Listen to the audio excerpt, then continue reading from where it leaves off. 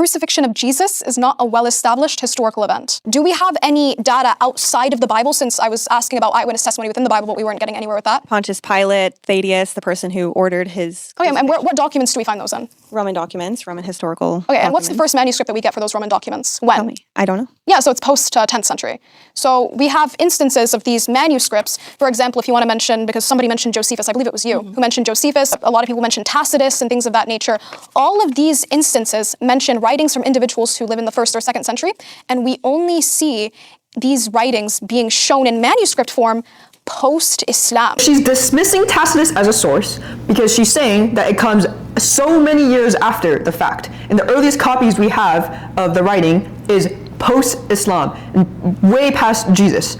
Now, with that same standard, we might as well throw out half of history, if not all of it, because Caesar crossing the Rubicon River is attested by Suetonius and Plutarch. But they are writing almost 100 or 150 years after Caesar crossed the Rubicon River, number one. And the earliest manuscripts, copies we have of that are for Suetonius 800 years after the event, and for Plutarch almost 1,000 years after the event.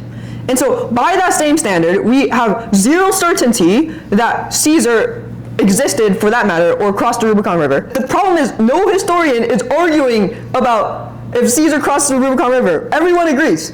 And so if we apply the same historical certainty and standard as to why we know Caesar crossed the Rubicon River and apply it to Jesus, there is without doubt that Jesus was crucified, as much as Julius Caesar was Caesar, and all the other Roman emperors for that matter. So if you want to throw out Tacitus as a source because the copies come so much farther, then we might as well throw away all the Roman empires too. Back to sub-tier Reddit atheists, they make the same exact arguments, like because they don't care to actually honestly look at the criteria that we would hold to for what is a historical source. They want to raise the bar, they want to higher the standard, and they'll for some reason only hold it for Christ. I think that Cora is a lot smarter than the average Reddit atheist. I think Cora is sincere in that she wants to defend her faith. Challenge to someone like Cora, can you make sure that you're holding this standard that you're holding to Jesus Christ for how we look at any other historical event, and not hold the resurrection of Christ to a higher standard just because it's very inconvenient for the faith that you're trying to defend?